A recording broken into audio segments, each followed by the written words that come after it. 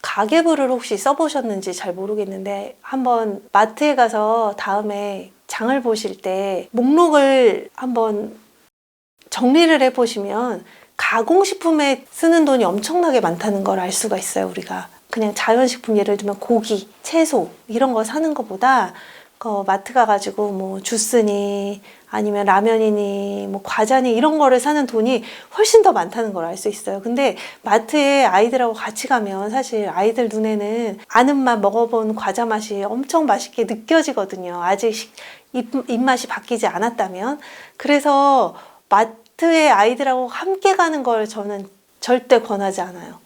저도 예전에 아이들 키울 때 마트에 아이들이랑 같이 가보면 일단은 애들이랑 마트에 가면 시간이 엄청 오래 걸리고요. 쓸데없는 걸 자꾸 사게 돼요. 그리고 마트에 가면 식단을 하면서 살 수 있는 것보다 살 수 없는 것들이 훨씬 더 많거든요. 그래서 마트에 가지 않고 필요한 것만 인터넷으로 구매를 하시면 가공식품에 쓰는 돈이 확 줄어들면서 식비가 많이 줄어요. 그 다음에 저는 집에 냉동고가 하나 있어요. 냉동고를 하나를 구입을 하셔가지고 고기를 좀 대량으로 사놓으시면 좋아요. 왜냐하면 처음에 식단을 할 때는 고기를 되게 많이 먹게 돼요. 영양이 부족하신 분들이 굉장히 많아서 고기를 엄청 많이 먹게 되는데 내가 좋아하는 고기 부위를 대량으로 구입해서 조금 녹았을 때 이렇게 소분을 해서 냉동고에 넣어놨다가 매일매일 하나씩 꺼내서 냉장실에 넣어놨다가 먹는다든지, 그 다음에 다양한 고기를 먹고 싶을 때는 소량으로 파는 또 여러 가지 플랫폼들이 있어요. 요즘에 목초 파는 플랫폼들이. 그런 데서 고기를 조금씩 사서 또 소포장되어 있는 건 인터넷으로 구입해서 냉동고에 넣어놨다가 하나씩 꺼내 먹으면 고기값이 생각보다 가공식품 가격보다 많이 비싸지 않다는 걸 정말 몸으로 느끼실 수 있어요. 고기 사실 때 신선한 고기 뭐 냉장육으로 사서 먹어야 더 좋은 거 아니냐 이렇게 말씀하시는 분들이 많은데 사실 저는 냉동육만 거의 먹거든요.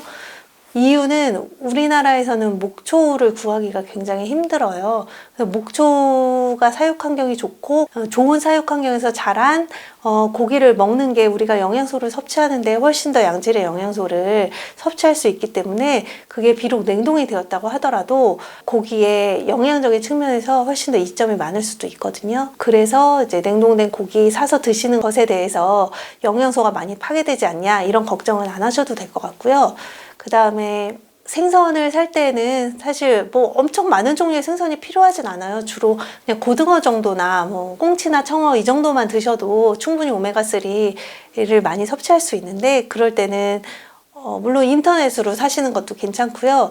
아니면 동네에 뭐 아주 큰 대형마트는 아니지만 중형마트 이런 데 가면 마지막에 오후에 떨이 같은 거 하거든요. 그럴 때 이제 활용해서 조금씩 사서 드시거나, 아니면 제철 생선 네이버 카페나 이런 데서 자연산 제철 생선으로 파시는 분들이 있어요. 그런 데서 구입해서 드시면 비싸지 않게 사서 드실 수 있어요.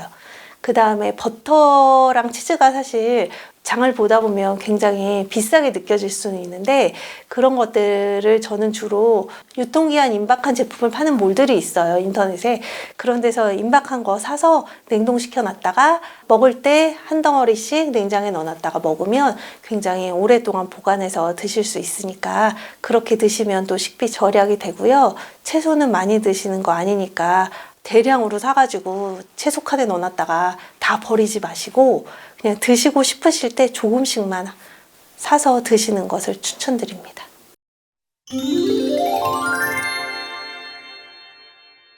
외식할 때 생각보다 먹을 만한 게 많이 있어요. 사실은 우리나라에 고깃집 엄청 많잖아요. 그런 고깃집 중에 물론 양념고기 파는 집도 많은데 모든 고깃집에 거의 생고기를 팔죠. 하다못해 삼겹살이라도 그냥 구워서 거기 있는 소금 찍어서 먹으면 충분히 좋은 외식이 되고요. 그 다음에 뭐 고기 구워 먹는 게 너무 과하다 하시면 우리나라처럼 국밥 종류가 많은 데가 별로 없더라고요. 해외에 나가봐도 국밥들이 대부분은 뭐 소머리 국밥, 그 다음에 뭐 돼지국밥 이렇게 다 고기 들어가 있는 것들이잖아요.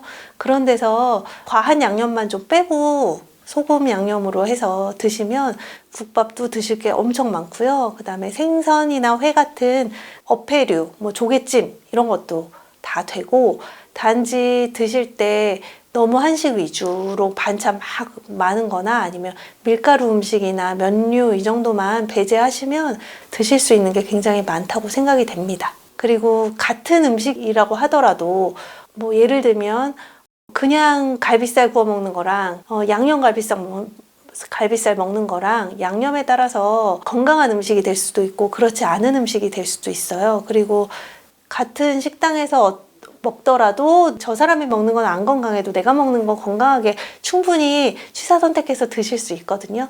그러니까 나가서 외식하실 때도 그런 것만 조금만 생각하시면 충분히 건강하게 편식하실 수 있다는 거 생각해 주시면 좋겠습니다.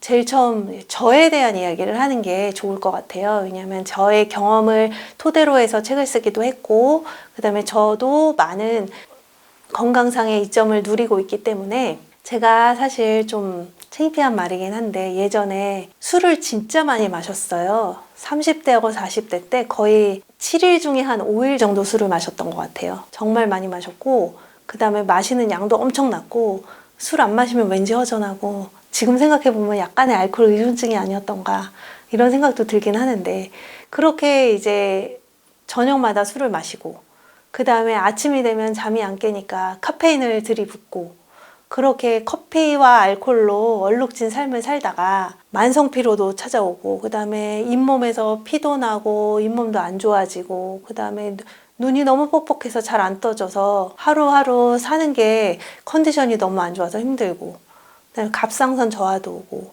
변비는 진짜 옛날부터 어렸을 때부터 있었고요.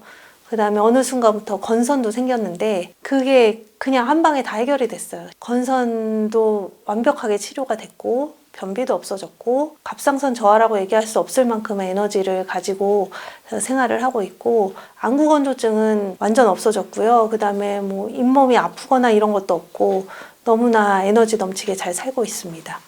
게다가 지금 요즘은 커피 거의 안 마시거든요. 커피 거의 안 마셔도 아침에 아주 말짱하고 그 다음에 의외로 알코올이 그냥 저절로 끊어지더라고요.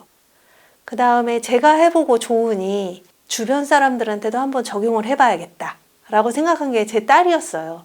지금은 성인인데 제 딸이 어렸을 때부터 아토피가 엄청 심했었어요.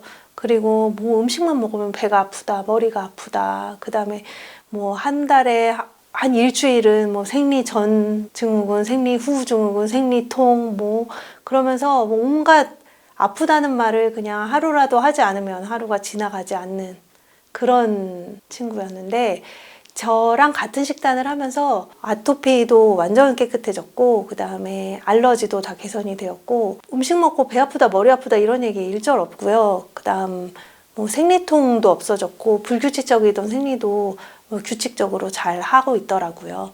그래서 저와 제 딸이 산 증인이라고 얘기를 할 수가 있습니다. 또 이제 주변 사례를 얘기하자면 제가 식단을 오랫동안 하면서 같이 식단을 하는 사람들을 종종 만나게 돼요. 먹는 것에 대한 공통 관심사를 가지고 있다 보니 서로 만나서 어떤 음식 먹는지 또 자기가 먹는 음식 해서 같이 먹기도 하고 그러거든요. 그러면서 여러분들을 만나게 됐는데 그 중에 한 분이 자녀가 자폐 판정을 받은 분이 있어요. 이제 중증 자폐 판정을 받고 너무 충격을 받아서 일반적인 그 약물로 치료하는 거 말고 다른 방법이 분명히 있을 것이다 라는 이제 희망을 가지고 공부를 엄청 열심히 하셨어요. 하시면서 카니보어 식단을, 카니보어라고 얘기하는 건 육류 위주 식단이에요. 채소를 다 배제하고 카니보어 식단을 아이에게 적용을 했는데 자폐 증상이 너무나 좋아져서 지금은 이제 학교 가는 나이인데 일반 학급에 일반 아이들하고 똑같이 들어가서 정상적으로 생활을 하고 그 다음에 자폐 스펙트럼이라고 우리가 흔히 생각하면 상상할 수조차도 없는 소리가 굉장히 큰 태권도 학원 이런 데도 너무 즐겁게 잘 다니면서 태권도도 배우고 친구들하고도 잘 지낸다는 이야기를 들었어요. 그래서 사실 자폐라고 하면 우리가 거의 그냥 치료가 불가능하다 치료가 불가능한 병이다라고 생각하는 경우가 거의 대부분인데 주변에 자폐나 ADHD 판정을 받고도 식단을 통해서 증상이 완화되거나 또는 극복이 되어서 정상인처럼 너무나 잘 지내고 있는 이야기를 여러 군데서 듣고 있습니다. 지금 여러분이 먹고 있는 음식이 10년 후에 여러분의 삶을 좌우합니다. 감사합니다. 김주영 작가였습니다.